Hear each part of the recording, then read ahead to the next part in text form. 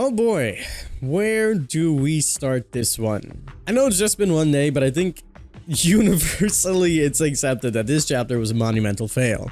There is just a ton to really digest with all of this, and it just really sucks for the players. Now, before you go ahead and start sending all your hate mail to the devs, I already made this aware to them, and so has many other content creators, so you don't need to do that, but I've just been asked so much about what my opinion is for this chapter that I want to let you guys know. And even after our video that we made literally criticizing so much things about Dead by Daylight, I still get comments that people saying that I'm a fog whisperer, so I can't say anything bad. Anyways, let's jump on into why I think this chapter is probably the worst chapter we've ever received in Dead by Daylight. Let's start at the very beginning, when we were getting these teasers and everything was going on. First of all, we keep hearing these robotic noises, and it really gives the impression that this killer is going to be a full-on cyborg or type of robot, and everyone seemed pretty optimistic and happy about that. Turns out we didn't really get that at all. We got kind of half lady, half robot, and people had some really mixed feelings about that. I feel like this was their one time to really give us a futuristic AI type killer, or something that was just unproportional to what we've seen before and something just beyond our imagination, and they kind of just dropped the ball with it. I mean, starting off with the name, the Skull Merchant itself, the lady only has 4 skulls that she uses that are all the same. I just didn't understand. And I mean, we've seen the teasers as well, where we saw these big crates and thought it would work with the power when it was just a map. And that was just a section of a previous map, which I'll talk about in a second. But it had nothing to do with it. And even in the theories that we were saying, I've seen people saying that slowly you can upgrade your skulls. Maybe you can trade out your skulls for other things. For someone named the Skull Merchant, just having 4 ordinary skulls that do all the exact same thing is kind of bland. So naturally, I took to the lore, which I never do. I never ever even pay attention to lore. I'm not one of those people that do so. So I went over, read the lore, and tried to figure out, why is she the Skull Merchant? What's going on? Maybe there's just some sinister background that I'm really not getting, and it will make a lot of sense. To summarize, nope. The lore was so empty. For someone that doesn't read lore at all, it looks like I wrote the lore. You know, it doesn't look like a nice professional team wrote this lore and really thought about everything going down. It looks like a fan-made chapter that I created myself. Long story short, her father used to write mangas and eventually just went out of business. She took it up, started writing her own stuff, and it caught fire. She started to really get some good deals, but she was a cutthroat businesswoman, literally. She killed maybe about 2 or 3 people, and then at one point there were some witnesses, so she started to chase them down, and then she just went into the realm of the entity. Her whole persona was based off of something that her dad wrote, and that's literally it. Not to mention her dad just kind of left them too, right when she was becoming a millionaire. It was just really odd, and it felt really empty. Oh yeah, and before we go forward, we're live on Twitch right now. Make sure you guys are coming on out. Twitch.tv/theking. I would love to see you guys there. We're trying to get 100 concurrent viewers yet again, and we're doing pretty good, but one person really makes a difference, so coming out. Now let's talk about the design of the character as well. I mentioned that, you know, we really wanted just a nice robotic killer, but it seems that they just completely missed the mark on that. They seem to not know what they even wanted with this killer. So we get like half robot, but then on the other side, she's just completely different. And I mean, you see the way she walks as well. I'm not sure what Dead by Daylight is really thinking or doing here, if they're trying to go for their horny DVD Twitter stuff, or they're trying to make an actual scary killer. And you might compare this to the Trickster and say, well, they're pretty much one and the same, but the Trickster, over time, as you play this character, you can realize how sinister he actually is with all of his laughing, his Mori, just the way he talks and interacts with everybody, and especially reading his lore, you can see that this guy is pretty psychotic and it's really not all there for him. But when it comes down to her, the Skull Merchant, you don't really get the same treatment at all. It's just really empty and bland. Let's talk about that Mori as well. That is probably one of the worst Moris that I've seen in recent time. It was worse than Freddy's. At least with Freddy's, you can say, hey, it's Freddy Krueger, so it kind of makes sense, but she's literally nobody. And she has the same Mori.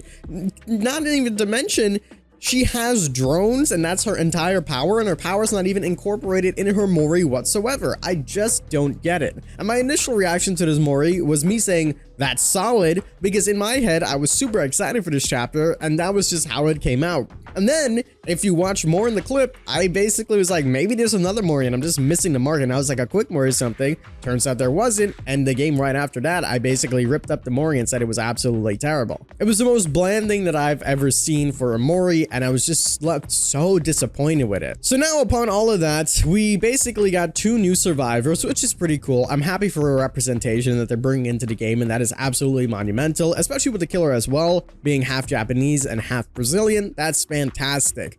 Now, when it comes down to the actual gameplay and perks of these things, again, it really just missed the mark. So we have 6 new perks for survivors, 6 of them. Out of those 6, there's probably 1 that's good, and it forces killers to essentially tunnel someone and punish those who don't. And that's the perk Blood Rush. So essentially, if someone's unhooked and they use this, you have to forcefully catch them, or else they basically run free and escape. So it's just such an odd perk. And then on the killer side, everything is just kind of mediocre, and all the numbers just seem too tame and too soft, and all the perks are just lackluster in my opinion. When it comes down to gameplay wise as well and analyzing the power of this killer, we pretty much got the same thing that we got with the knight, except it's just more boring. And I'm sorry, someone in my last video said I shouldn't be using the word boring. It's annoying, if that makes you feel any better. You're forced to just do a 3-gen strategy. You have to do this if you want to win as her. I played about 10 hours of gameplay yesterday, and I got some really solid games, don't get me wrong, but it was mostly because survivors were just being low MMR survivors, not knowing what they're doing. As soon as I get into a really competitive and good game, it becomes much more challenging, and it goes to a long haul. My games either go, I get the 3-gen at the start, and I have to wait essentially all the way to the end game to really effectively get that power to work, which just leads to a very long and tedious game. And considering we just got the knight that pretty much does the same exact thing, with some stipulations here and there, it just feels like the same exact thing, except worse, because the drones can't injure you. Sure, they can expose you, but if you're across the map, how does that help you whatsoever? She has nothing in her kit to help her with chase, and nothing in her kit to help her with moving across the map and keeping map pressure quickly. Those are the 2 criteria that you know we judge every killer on a tier list. So all that she's left with is just tons of information that you could get in perks. You could get so much more information in perks that it comes to offer. And sure, some add-ons are nice, like you can get a little bit of haste and undetectable or oblivious while you're in your zone, but nobody stays in the zone. The whole point is the zone is to get people out of it because it gives you the expose status effect. Even then, it takes so long to do, and survivors can just easily run and grab your drone, and that lock-on feature doesn't do much whatsoever, so people can grab your drone. That's about it. Sure, they have a tracker, but again, use some perks. That doesn't help me whatsoever. If my drone's across the map protecting a gen and someone runs up and disarms it, it's just a shrug of the shoulder. What are you meant to do? Nothing. You can't do anything. By the time you get there, they either get the chip off or it doesn't even make sense. They just take you to a loop. So when you boil it down, she's just a M1 killer with some fantastic tracking ability, and the tracking ability doesn't even help you that much. There's so many things that they can do with this power to make it better, and I really think that they could blow this out of proportion because it only works if the survivor goes in the zone. The haste add-on should just be base kit, like that should just be in there. When you're pulling out your device to actually track people, you shouldn't have no slowdown or regression whatsoever. The undetectable status effect could be more instantaneously and linger for a lot longer so you can actually make good plays. Maybe you can set your drones up in a line now and have a nice undetectable from one side to the other. The fact that there's a delay to set your drones up too just makes no sense to me, and I understand why you can't place them super close to each other because you don't want to,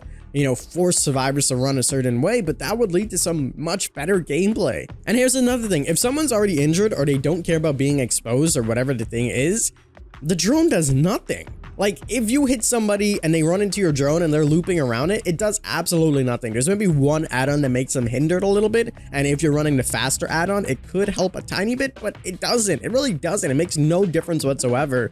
So there's no fear of running into the drone and just hovering over there, especially if you're across the map and there's nothing to worry about, If there was a lingering effect that made it slower as you're in there, or maybe if you're exposed and you lose a health state for staying too long, that would be much more monumental than just hey, I can stay in the drone all day and there's something you can do about it. I'm sure there's much more innovative ways that they can think to spice this up, and I'm sure you guys might even have some ideas in the comments down below, but that's kind of what I'm going for. So all in all, when you boil it down, this forced you to 3-gen people in order to get some good gameplay, and you could say, well, you could play her in a more fun and entertaining way. I promise you, by the time you're doing that for like 1 or 2 games, you're going to be tired of getting stomped, and that's what you're forcibly going to have to do.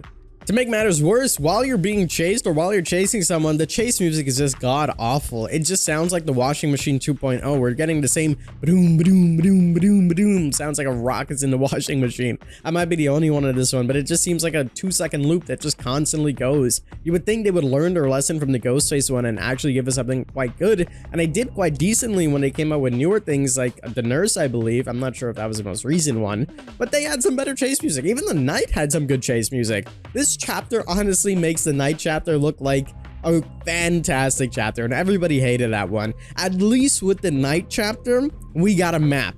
We got a map with the Night chapter. Even though the map wasn't the best map, at least we got it. And they tried to help us with this by giving us a reworked map, which is normally reserved for mid-chapter patches as is, so that was more of a mid-chapter thing than anything. And don't get me wrong, they did a beautiful job with Red Forest. It looks fantastic, and I do like that they added a little bit to some of the older maps like Shelter Wood, but it just feels like more of a kick in your face while you're down, because the chapter was already lacking so much that they're like, hey, there's no map as well, so we're just gonna add a little piece here. I appreciate the sentiment, and maybe moving forward, if everything else was quite good, the perks, the power, the lore, the gameplay was decent, just decent, it doesn't even have to be good, I would be like, okay, I can accept it, but it just feels awful.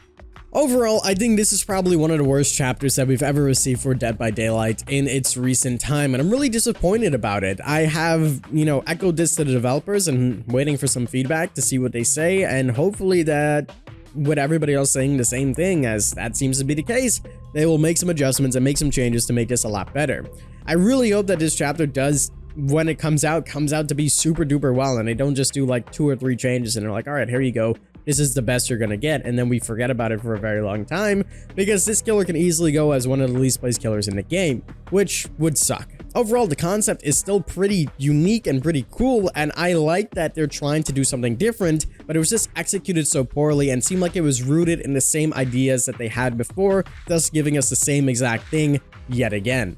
Now, overall, I don't want to end this video on a terrible negative Nancy note, so I will say, again, the map was done quite well. Red Forest was fantastic. Mother's Dwelling looked great. I love the little touches that they did, and the Temple of Purgation was really nice too. Really like all the touched up details. I love the interactions that the 2 survivors have as well. That's really unique and really cool. I also love the representation that they're bringing into the game, because I know how much it means to everybody. Shout out to Meyer Zeno. My only hope is that this is just setting us up and preparing us for a huge anniversary, and I feel like maybe their ideas and focus is on that next chapter and not this one, and that's why this one feels like it didn't really get too much love. And I don't want to say it like that, because I feel like there's still developers out there that really worked hard on this chapter and really thought, this is something that would resonate with the community, because it is hard to create something that's super creative and something everybody would love. But when overall of the people are saying that, hey, this is really bad, it goes to show that maybe you need to take a second look and readjust some things. All in all, I'm hoping for a great anniversary chapter, and I'm hoping that's what the main focus is on, and I hope that they can kind of switch gears for just a little bit, come back, revisit, listen to the community a little bit, pick some things up, and by the time this comes out in a PTB, it'll be good. That's the whole reason why PTBs are here. Obviously, there might be some people in the comments that saying, hey, well, this is just a PTB. Well, that's why we're making this video, so they can hear our feedback and make some adjustments to it. Again, I have already resonated all of this with them yesterday, so you don't need to go and spam them and say, King said this, or blah, blah, blah, blah. That's just my opinion I wanted to share with you guys, because so much people have been asking me, so there you go. That is pretty much going to wrap it up for this video. I hope you guys did enjoy. If you did, make sure you leave a like down below and subscribe for some more awesome Dead by Daylight content. As always, I'm the King. I tip my crown to you guys. And oh, shout out to Zydax. Every video that I've been making and next videos for the next 2 weeks have been done on a Zydax laptop. I can't thank them enough. They gave me this while I'm on vacation, essentially, in Canada to use. So if you're ever looking for any PCs or laptops, go check them out. I'm not paid to say that or anything, but they're just fantastic. All right, that's going to do it for me. As always, I'm the King. I tip my crown to you guys, and we'll see you in the fog.